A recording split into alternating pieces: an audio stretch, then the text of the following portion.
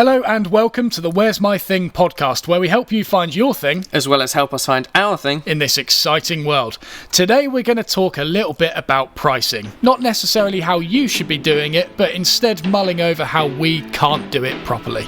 We hope you enjoy. So yeah, pricing, kind of one of the most important parts of running a business, arguably. Mm-hmm. And me personally, I've done this for about 3 years now. Still can't do it properly. How about yourself, Rob? No, I'm not worth anything. Oh, okay. Well, yeah, that explains why I don't pay you then, doesn't it? Yeah, it does. So it's a big subject, and as much as we'd love to talk you through how to do it properly, no, we're going to talk about how we can't do it, and you can join in with our complaints. Well, actually, what we're hoping for is someone can just help us. Well, that is the main thing, I suppose. This is just a call. No, this is a cry for help. Because we need it. And hopefully you guys hearing us struggle with the same processes will sort of get us both on the right path. Absolutely. So, we've got a few subjects to touch on within this podcast, but first we want to do a quick 60-second overview of what's happened in the last week. And Rob's smiling at the moment because he hasn't prepared. So, we're going to start with Rob. No, that's not fair. I'm terrified. Oh, wait, you've got a little bit of time. There you go. Right, 3, 2, 1, go. Okay, so at the start of this week, the last time it was, Friday we updated, I was still painting, so my life was still on hold, but thankfully I've got a lovely little lounge now, that all looks great, and my office is up to scratch, which is absolutely perfect. 15 seconds. Thank you. Now, the other stuff I've been doing is the free online woodworking school. I've been keeping up to date with that. Thank you very much. I've been preparing to release all of the videos, and as I speak, it's the second day of releasing 70 videos across the entire channel. So making sure that's prepared, looking at the website, thinking, oh god, it's still shocking. We still haven't kept that up to date. So that's going to be on my to-do list for the next couple of weeks. And I still have 20 seconds to go. What else have I done? I've just been trying to organise my life. We've had people trying to fix the house. I've had things break in the house. It's been all house and not business. I'm really sorry. I'm struggling for timing. There's still 7 seconds to go, and I've done nothing this week. It's appalling. And, biscuits. Nice. That was dreadful. That was really bad. Tell you what, you'd make a great politician. Talk a lot about nothing. Yeah, exactly. See, I thought, I honestly, on the drive in today, I thought, okay, I need to actually think about something, and it never quite twigged. Right, this is accountability 101. Next time I'm going to have something. I've got to have something. I'm slightly panicking. Regardless of Christmas. I've been thinking of things, but I've forgotten them all. You've forgotten them all? That's all right. I've lost everything. Well, you got your 60 seconds starting now. Okay, cool. So, first thing that happened, we posted the Amazon Basics plane video. Yeah, that was quite a big one, wasn't it? So we posted that, and we've got a tremendous response for it. Thank you to everyone who watched it. It's probably been the best performing video in the past few years, and it's not even got started in terms of growth. So I've been looking at that. I've been looking at ways of optimizing the thumbnail and the description and things like that, and all sorts of boring things. And in that sort of same spirit, I did a few thumbnails on old videos as well. I also unlisted a bunch of old videos that I didn't like and didn't feel represented the channel very much, and so I've been doing that, a little bit of back end stuff. In addition to that, I had a quick chat with James from hashtag Woodworking on the phone the other day, and we talked a few things about tax and pricing and stuff and all that, which we'll touch on again in this. And what else did I do? I did something else regarding the videos as well. I planned for future videos that will be released on the main channel and also the second channel, so be sure to stick around. They'll be quite good. Biscuits. Nice. That was very impressive. And the great thing about that is that I can steal pretty much the first 20-25 seconds because I was a part of it. That's all right. That is true. So you did remind me that stuff did happen last week. Yes. After the podcast. Yeah. That was quite relevant to everything. And we've been touching base on it quite regularly as well, to be fair. True. I forgot to mention I had a curtain pole break on me as well. That was a whole thing. That was hilarious. Yeah. But anyways, back to the podcast on pricing oneself. Pricing. So, pricing. Where do we start? It's a nightmare territory. Okay, so when was the first time you had control over the pricing of something? Oh, that's a good question, actually. Quite, you threw that one in there. Mm-hmm. I reckon the first time would have been, I don't know, there was a few small instances here and there, but I wouldn't say it was really much. I would say the main one was when I was pricing up the Axminster store tour events. I think that was when I was doing things, properly as just myself rather than an Axminster employee. And so I reckon that was probably it. And I can't remember I do remember what I charged myself, actually. Yeah. Will you say it? Yeah, I can say. Yeah? How much? 20 quid an hour. 20 quid an hour? Mm-hmm. Yeah. Wow. Any travel fees in that? No. No. So this was a weird kind of thing, because when I came up with this price, it was when I was still working at Axminster. Sorry, it wasn't the store tours. I've just reminded myself. I was doing events with Axminster while I was still working there, but as myself, not as an employee. Yeah. I think that was what it was. But I did that, and I thought, hey, I'm kind of still an employee, but I'm doing this in my own time under my own brand. Therefore, I can sort of charge a little bit extra for it, but I don't want to take the piss of the other employees who are my colleagues. Yes. Yeah. And I have more of more money than them. In fact, no, I lie. I didn't charge 20 quid. No? I wanted to charge 20 quid. I charged the same rate that I was paid at Axminster. Which was? I don't know if they'll let me say that. Really? Well, I don't know. I guess they could. Yeah, sod it. Can I? Can you say that? Is it a contractual agreement? Or do you want to can you give a range? I don't know. It's above minimum wage. Okay. Way above minimum wage. Yeah. It's a good paying job. Okay, so put it this way, £20 was not it. It was less than that. Yeah. We can say that much, and it was more than minimum wage by a good portion. By a nice amount. They're a good paying company, and so I didn't want to make anyone else there feel like I was getting paid more than them. Yeah. And so I just thought, you know what, let's just go for my normal hourly rate. Yeah, see, I was at Homebase at the time, and after finding out how much you made, because bearing in mind, I actually tried to give my CV into Axminster. Did you? I did. I was too early, though. The store didn't exist. I walked up to it, and they were still actually painting. That's the time I spammed them on Facebook to give me a job. Oh, really? Yeah. See, so, yeah, when they were doing that, I tried the CV, and then the next place I went to was Homebase. Got the job there at £8.50 an hour. Utter crap, Homebase. And yeah, was really disappointed that Axminster gave you so much. Well, it's the looks, it's the skills. Actually, I had no skills back then. That was when I was just starting. Well, this probably won't make it in the podcast, so I won't put it in there. The bit that pissed me off was the fact that it's got that price. I didn't care about you getting that price. You did the woodwork. It's not going in the podcast. I had to voice that. I didn't know you went for it though. Good. Yeah. No. Exactly. So yeah, I charged my standard Axminster staff hourly rate, I suppose, for that job. Without the travel. Without the travel, and yeah, that was to be fair, they did cover like hotel and all that as well. It was just the petrol, but yeah, that was the first time I priced myself. How about you? I guess the first. So, it would have been with the video production stuff. So I started Wayside Productions with my friend Zach in probably the start of our sort of second year at uni. We both had what we believed were decent cameras at the time, and we thought, we kind of like music videos. Why can't we do it? And we bought a couple of lights for, I think it was 130 quid. Zach then immediately asked me where were the batteries for the lights, and I said, well, they didn't come with them. And he said, well, why not? Well, I said, you told me to buy these lights, you pain in the ass. I've now got to send them back. It cost me £17 to send the lights back. Oh, no. Yes, it did. Anyways, I'm not bitter. No, you sound fine. Exactly. So the first video we did was with an artist in London, so travelling from Guildford to London. We, of course, didn't charge travel fees either, and I believe we charged 50 quid. Okay.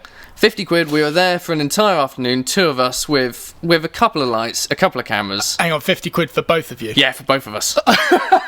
Wow. Well, okay, reflecting back on it now, I still don't think that was a bad thing. Like, yes, we should have... No, we shouldn't have charged more. In that instance, we shouldn't have charged anything.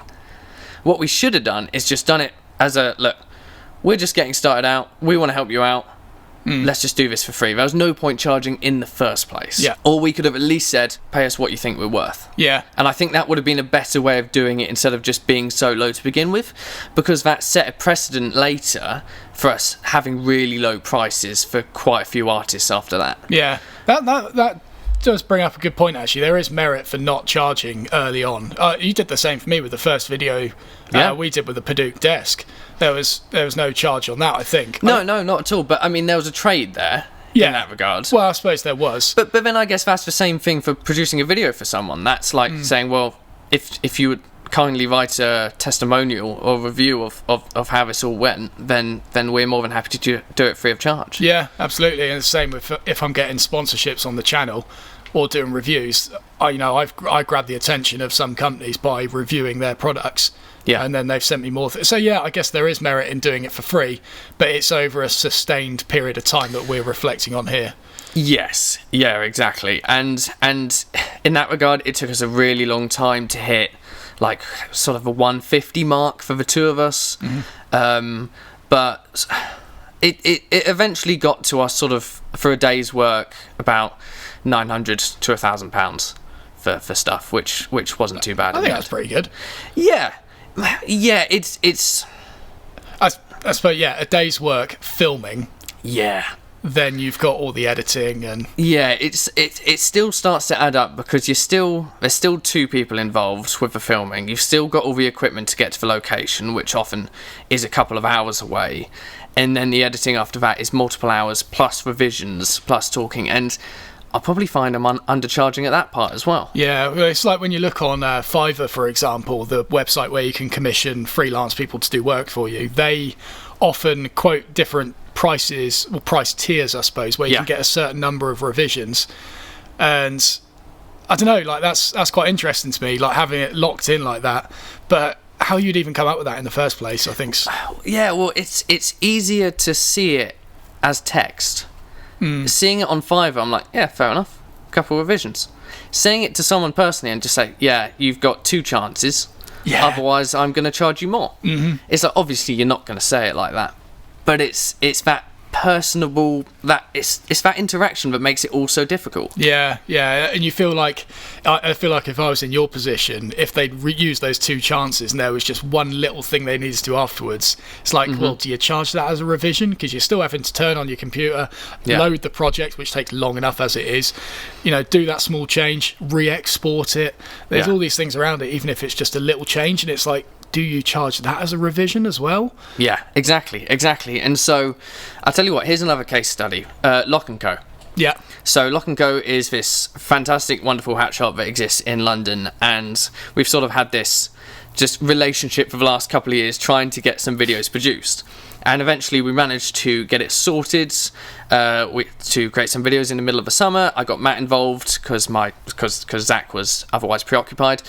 And I charge them an amount. I don't need to go into that. You can sort of find a ballpark figure from me saying previous numbers. But they were a different type of client entirely. So what they've ended up being, and if they ever listen to this, like, I just think the one thing that they needed to improve was communication. Well, to be fair, they needed that to begin with. I just realised how long it took to do the videos. But here's the thing. I created the videos. I created the edits. At no point did I get any critical feedback. Yeah. And I should have done. Because those first edits were positively orange. The edits I made were they were going for that, like, classic, warm, older, vintage style. Like sepia? Yeah, sepia? Exactly. Yeah. Exactly. That tonality. And when the website got released, I did say to them, I said, can you please let me know when the new website is released? Or at least, can you let me know if it all fits together? And they never did. And so then I looked and then saw them in conjunction with how it looked on the website. And I was like, this is bad. This looks bad. Their new website was very white is white, not white is toned, which is what sort of their previous website had. It had the whole cream feel. Right. And so then literally I didn't email them. I just went and re-edited all of them. I re-edited them all, changed the colours, and literally said, look, and sent an email and said, right, I've just had a look at the website. I realised, like, this is sort of out of the blue, but if you would like to replace these to make sure that they match the colour scheme, then go for it. And the other thing was, like, they hadn't dealt with the titles properly. It still had my file titling in the videos. And it was just... the communication was lacking there for me to try and provide the best possible work that I could. And so in that scenario, I felt like the pricing was a little bit off because I had that previous experience of everyone always asking for revisions and always asking for improvements. And I didn't get them. That's an interesting one because it's... I know that's a really long-winded way of saying it, but that's a tricky situation because you've got your work out there that technically they're happy with, but then you're not happy with your own work. I have no idea if they've updated them to this point. I haven't checked. I don't want to check because they never responded to my email either. Yeah, see, that's tricky, isn't it? Because I replaced thumbnails and everything. But yeah, like how would you... because you're not happy with it. Yeah. But that's not on them. That's on you. Exactly. However... they were happy with it. But that's still technically a promo video for you. Like exactly. In a pretty reputable hat supplier. Yes. World famous. Yes, literally. And so they've, as hosts of that, they should somewhat... I don't know. But then, was it on me for not asking the right questions? Maybe. To get, which is why I felt guilty. Yeah. Which is why I redid everything, sent it across, with the hope that they were going to improve things. It's a lesson learned, isn't it? It is a massive lesson learned, because regardless of the price, I just always want the client to get what they want. Yeah. And I'm concerned in this instance they didn't, and then didn't tell me. And it's like, what do I do now? That is interesting. So, moving on to the next thing, how did you actually come up with your price? Oh, jeez. It was literally increasing it every time. Yeah? There was no... over the last, let's say year, because COVID's ruined everything. Over the last year, I've really sort of analysed, sort of trying to get in hourly wages, trying to get in the concept that me just dragging all this equipment to them is worth something, and trying to give a little bit more of a breakdown of my pricing. Yeah. But it's never had a fixed point. It's always fluctuated, varies on the product, varies on the person, varies on the company. It's just because you've got all this sort of sentimental feelings for different people doing different things. So you've got a tie-up between whether to make a universal price for everyone, a flat rate, or a bespoke price according to the client and their needs. Exactly. And it's so damn difficult because videos vary so much. I mean, I've got the same problem. So different parts of my business. One part includes YouTube videos, which if people wanted to pay me for that would be, maybe companies contact me and they want to do a sponsored place in a video. Yeah. I would charge my rate for that. What if a different company wanted me to go and teach in one of their stores or do an event or something like that in person? I've got a different rate for that. Yeah. Then also I've got the thing where I make tools. I make knives, mallets. I plan to do more. Do I do a different rate for that? The ones where it's building tools and things reflects on my 7-8 years experience making things, and maybe that should be an inflated price, whereas the teaching and stuff's only things that I've actually started doing in the past 2 or 3 years. Yeah. And so it's like, am I less valuable there? Am I more valuable? Because it's really difficult to work out an overall price other than just going for an hourly rate. But then I feel like that hourly rate doesn't work for certain things either. That's the thing, because I like to think that I'm an adequate video editor by this point. I won't toot my own horn, but I will say adequate. I think you're being a bit generous, but... No, I will take that. That's fine. Point being, if it's going to take me literally, let's say 3 or 4 hours to edit a 2 or 3 minute video because there's a lot of clips, there's a lot of colour correction, all this sort of stuff going on, you're trying to make it as perfect as possible. I don't think, while I price up my quote, right, for every minute, it should be £30. Which arguably maybe I should be doing. But then, if somebody asks for a 10-minute video, then there's already a £300 charge of editing. Minus however many hours it took to film it, minus travel, and suddenly I'm sort of in this ballpark where I'm like, it's a 10-minute video. is anyone going to really pay me that much for a 10-minute video? Mm-hmm. When I guess the internal argument is like, yes, I'm worth that much. Yes, I might be worth £30 an hour. But then is anyone going to pay me for it? Yeah. It's so difficult. Yeah, I mean, that's something that I am struggling with quite a bit. I don't know why, because we wanted to touch a little bit on supply and demand in this, I suppose. And let's say in the context of my knives, I've got thousands of people on a waiting list, therefore the demand is high. Yes. The supply is nil. There's nothing. Yes. There's nothing. So I've got a serious problem there. The obvious response to that is inflate the prices. So then basically it means that you lose some of the demand for it, and therefore the people who only actually really want one buy one, which is great. Yeah. And you get a bit more moolah. That's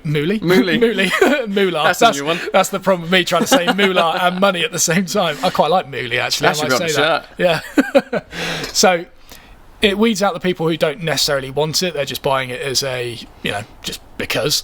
Yeah. And despite all signs pointing towards, Matt, increase the bloody price. Yeah. I'm like, it's a knife. You can get them for like a tenner from Axminster. You can get one from Amazon for £6 that holds the same blade. Yeah. Why am I charging £60 for this? And but then I guess the argument is, why would anyone even pay £20 for it? Well, yeah. Yeah, it's just literally regardless of the price. It's a knife. Yeah. And it's weird, though, because obviously I know people will probably be screaming at this right now. I'm sorry for that. I'm sorry for the people sitting next to you. But, I buy things like I've got a belt from Conrad Sauer, which cost me a lot of money when I could have just got a £5 belt from Primark. Yeah. I bought it because it's got his name on it. I've got... I'm trying to think of less sort of techie things because those are sort of performance related. I don't know. I've got a nice Aeron chair. Yes. That was a big recent purchase of mine. Again, there's kind of a reward for that because it is better posture and all that, but I felt... I don't know, maybe that is a bit different because it's not necessarily a luxury. It is a luxury, but it's also there's an outcome to it. To be fair, I can't think of anything else that you've bought that is just for the sake of buying. No, that belt was the first one that I did that was like, I just really want this. I don't need to justify it. I want to treat myself. Everything. Yeah, maybe I should do that more often. Just treat myself to something without thinking, what's the ROI on this?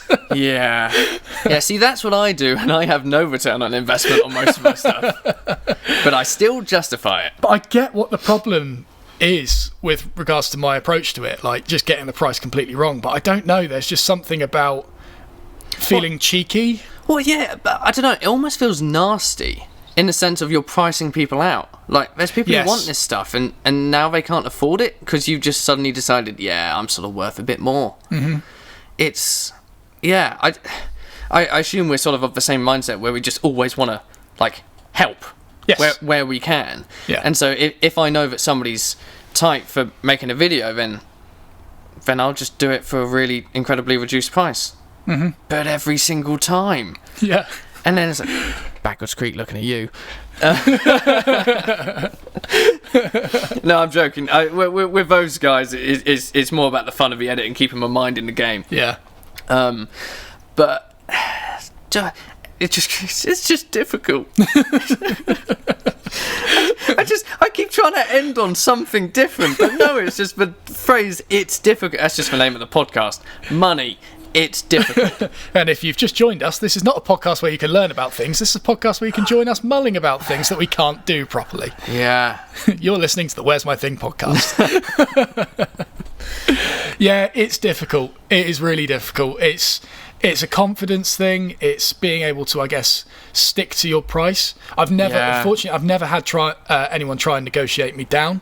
No, me neither. I think people have been... I was going to say respectful. They're probably like, oh, this is a steal. But yeah, I didn't talk about where I got my pricing from, actually. No, you didn't. Yeah. So my pricing, it's quite a quick one, actually. I was asked to teach somewhere, freelance again. Yeah.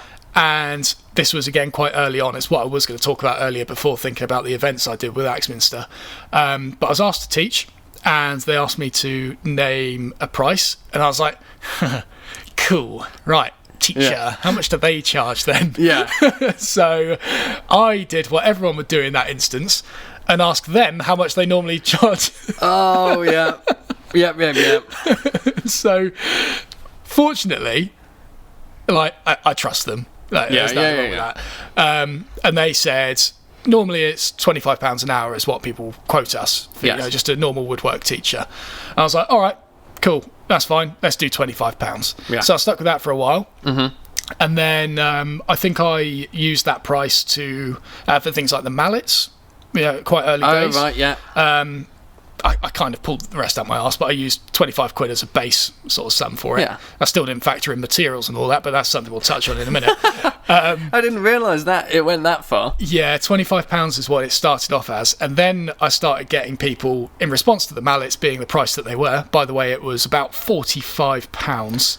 They really were cheap. Oh my God, I thought they were 80. £45. Okay, let's just put it into context. The leadwood head itself costs 30 quid, and I get 2 mallet heads out of that. So that's 15 quid gone already. Plus the 25 quid hourly fee. Well, they took me over an hour, but that's already at 40 quid. Plus shipping. I don't think I charged There's a loss on every single one. Of them. The packaging and all that. Yeah, it's another thing. But I have responses to that from like very honest viewers and stuff like that. People who purchased it, they're like, really happy I'm buying this, but Matt, you're severely undercharging it. I was like, right, okay. I thought it was 90. I just thought it was way up there. I would have bought it for 45. No. You wouldn't have had to have paid shipping or anything. No. You would have made more of a profit off me. Yeah, 45 quid. I'd have sold it on, but, But, so I started with 25. Yeah. And then I had all this responses saying, Matt, you're too cheap. I was like, right, okay, maybe they're right. 30 quid. And that's where we are today. Oh, 30 quid. How long ago was it you made these mallets? I was actually just looking at the emails. It was August 2019. So, okay. Yeah, it was... At least a year and a half. Yeah, it was just before, because I think I started the knives straight after that.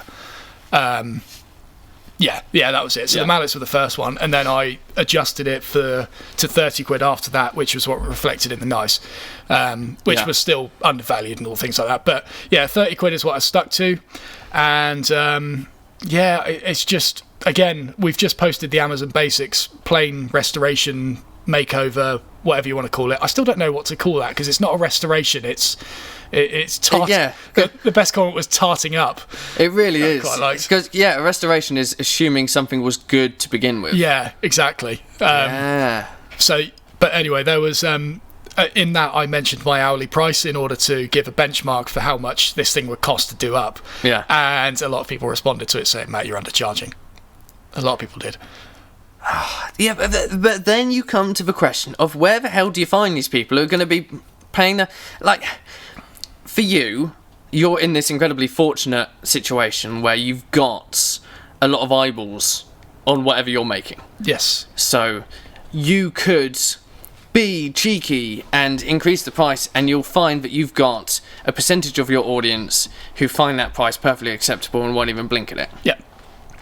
But then it's even more challenging for those people who don't have that audience, and it's like, is that price suggesting it's high quality, therefore more people are going to look at it to buy it, or is it suggesting, I can get a cheaper thing somewhere else? Yeah, I think there is a bit of that where it's when you pay more, you buy into it more, and you're more likely to look after it more. Like, for example, I think the free online school, part of the reason I made that free was because I just knew that I wouldn't be able to maintain it as I couldn't add videos to it as frequently as I wanted because I'm working side jobs and things like that, and I didn't want people to pay for that, but I also just wanted to provide something for free, I suppose. But with the fact it being free and that you didn't have to pay for these videos, I feel that not as many people have done it as expected.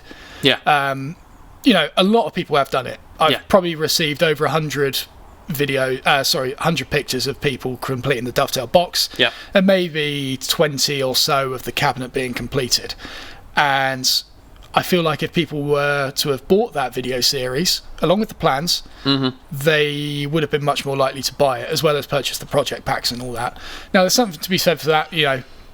Again, I provided the resource for free so that people could learn from it and things like that. And so even though they're not making the project, maybe they picked up a skill or two here and there. But definitely having some sort of price on things will cause people to be more invested in that purchase. Yes, and then more invested in the brand longer term. Yes, yeah. Yeah, you're when the pricing goes high, you're essentially providing accountability in financial format. Yeah. Doesn't always work though. So I'll ask you a question because I've got my own thing that I've bought into. How often have you been following Scott's bass lessons? Not. Oh, okay. How often wait, how long? Well, in the sense of you've paid for it, right? Oh, don't. Oh no. Oh, you git. So I purchased it about. So Scott's bass lessons is like a series of. Well, it's online teaching for bass. Yeah. Essentially, because Matt needs to get good again. Yeah. Okay. So I did a lot in the first week, and I thought about it. Yeah. I haven't done it. Yeah. Haven't done it. Yeah. Again, I can always put that down to I'm too busy. No, I'm not. I sit there with twiddling my thumbs. That's it. I was going to use a different analogy, but I realise I'm on a podcast. But yeah, like there's some times where I could be using that, or just using it as a way to wind down and just practice some bass. Yeah. But granted, the main reason I bought that was by accident, because I forgot to cancel the free trial. Oh, okay. There was some sort of intention behind it, because I guess it's how they market them anyway. They give you a free trial, and then they either hope that you like it in order to stay on, or they just hope that you forget about it. Yeah. And I was kind of midway between the two. I was like, I do like it. I think it's really good. It's definitely worth the money. Am I going to use it? Probably not at the moment. But I might do in a year's time. Like, let's say we went into lockdown again or something like that. You'd make the most out of it. I'll make the most out of it then. So there was kind of an intention behind it. Yeah. But who knows? I might be saying this in a year's time when it's out of date. Yeah. So no, it will just renew again. Yeah. And you won't have noticed. Well, I guess you could say the same thing. We bought that affiliate marketing course, didn't we? Oh, Jesus, we did. Yeah, throwing the stick in your... I was already going to throw the stick back at myself. I've got my own thing, and now I've just realised it's worse. That's shared between us, though. I've looked through a few videos on it, but... Okay, I've got two things then. I've just realised. So one is a piano course by a guy called Jesus Molina, who's just absolutely incredible. He can do so much stuff that I just don't understand. And I bought that and probably used it within the first week, and I've since forgotten about it. Really? Literally until now. Yeah. Yep. So next year, New Year's resolution, I'll get on that. And to be fair, okay, this other one that I've got, this was sort of purposely postponed. I spent a few £100 on basically this business marketing course by a brand called Visualize Value. Oh yeah. Who I've been following for a while. Their YouTube, his YouTube videos are absolutely brilliant. But I bought it on Black Friday, thinking, okay, I'm going to have this for when I'm going to get into my own stuff. And of course, I've moved house and sort of since forgotten that it exists. But we've sort of got sidetracked. Yes, pricing can help accountability, but it doesn't always do that. No. And I mean, it's probably better for the business. If you're looking at it from a business point of view, yes, a higher price might actually make somebody buy it. Mm-hmm. Might not make somebody use it, though. Yeah. Yeah. So. Now, I guess going back to the belt that I purchased, if it was the same belt for 20 quid, and it was still made by Conrad and all that, I probably would have still bought it, but it wouldn't. I wouldn't wear it around my waist every single day if it was 20 quid. Whereas I can't remember exactly how much I paid for it. It was a few £100 though. I can remember the ballpark figure. Can you? How much was it? About 400. 400. Yeah. So by the way, guys, solid bronze buckle. It looks incredible. All hand shaped, lovely leather work on it, and I wear it every day. And it is stunning work. Which is fascinating, because you would think that something that higher price, you wouldn't actually wear that much. You'd only wear it on special occasions. No. But it's the opposite. Nah, well, it's such a hard-wearing item. I don't really care about wearing it in the workshop, or I think I wore it while walking, like doing a long hike or something. I wear it all sorts of places. Fair enough. But yeah, I think if it was significantly less than that, I probably... I don't know, I might wear it quite a lot, but I wouldn't feel as... Smug? I guess I just realised there probably is a bit of that. Oh, really? I never really flash it off though or anything. It's not like I walk around with tucked in shirts or anything, is it? Like, true. I wear my own merch, which is covered in glue. Yeah. And I wear steel toe caps that have holes in the sides where you can literally see my socks. Yeah. And, flashing about my my great sense of style and all my money is not necessarily something that I do. No, it's not something that I guess is perceived when you look at me. Yeah. It's like this guy has a 400 quid belt. They probably think he's got those trousers held up with a shoelace. Yes, yeah, exactly. So that smug comment really was meant to just be a joke there. No, but it actually crossed my mind though. It's like, wait, am I wearing this to sort of show off? But it's like, no, I never really talk about it. If people ask about it, I'm like, yeah, look at this. But it's not like... Bow towards my belt. I'm not saying, oi, shut up, look at my belt. Yeah. Like, yeah. It's not like you're walking around just with your shirt impeccably tucked in, hips thrust out, just hands by your sides, like just pointing an arrow straight towards it. I mean, I think people would get the wrong impression anyway. Yeah. But, yeah. Well, okay. So we're still lost on how we should be pricing things. Clearly, some people are very valuable. Absolutely. And people, I've bought into some people like that. That one in particular. But yeah, there is something to be said for increasing prices in order to increase intrinsic value, I suppose. Is that the right word for it? Yeah, I think so. Yeah. There is something to be said for that. But yeah, it's just that first hurdle of working out your price and justifying and standing by that. I think a lot of it comes down to perhaps confidence and stuff. Perhaps there's something to be said for that.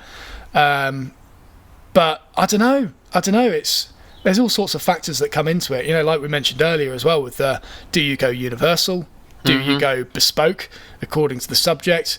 This is the sort of thing like, guys, if you're listening, help. Yes, help. And with that being said, you should be seeing the Where's My Thing podcast pop up on YouTube very soon. I'll post that in sort of Matt's fan club, all this sort of thing, if you're already subscribed to that on Facebook. And we will be having a website produced in the next few weeks as well. So just hold your horses and where you place your comments. Because at the moment we don't have anywhere. That is true. Yeah. But yeah, as of recording on the 23rd of December, you should be able to find it on YouTube very shortly. Awesome. Okay, guys, so I think that might be enough mulling for one episode. We don't want to be too intense on you. It's too intense on me. It's a lot to think about, innit? And we just want you to be aware that if you are starting this off, pricing will be a big hurdle. 3 years down the line, I'm still figuring it out, Rob's still figuring out. We know what we should be doing, but justifying it is a whole nother challenge. But, hopefully throughout this podcast, we're going to be touching on this subject off and on over the coming months and sort of updating our progress as things change. Getting guests on who know more than we do. And you'll be able to learn a thing or two from that. But we just wanted to sort of set this in stone of this is where we're currently at. Yes, exactly. And yeah, so you've got sort of... Got a benchmark. Yeah, we can maybe look back and see, oh, wow, we were really...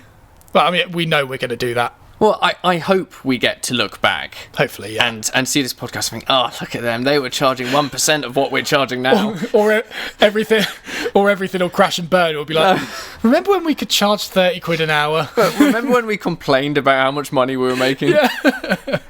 But yeah, it's a difficult subject, guys. There's a lot that goes into it, but hopefully we're going to start uncovering those veils over the coming months. So as always, thank you very much for listening. If you've got any comments or things surrounding this subject, let us know in the things that Rob just mentioned, which we're still working out, but you know who we are. My name's Matt, that's Rob, and you can contact us if you have any questions or comments. So thanks for listening, and we'll see you next week on the Where's My Thing podcast. See you then.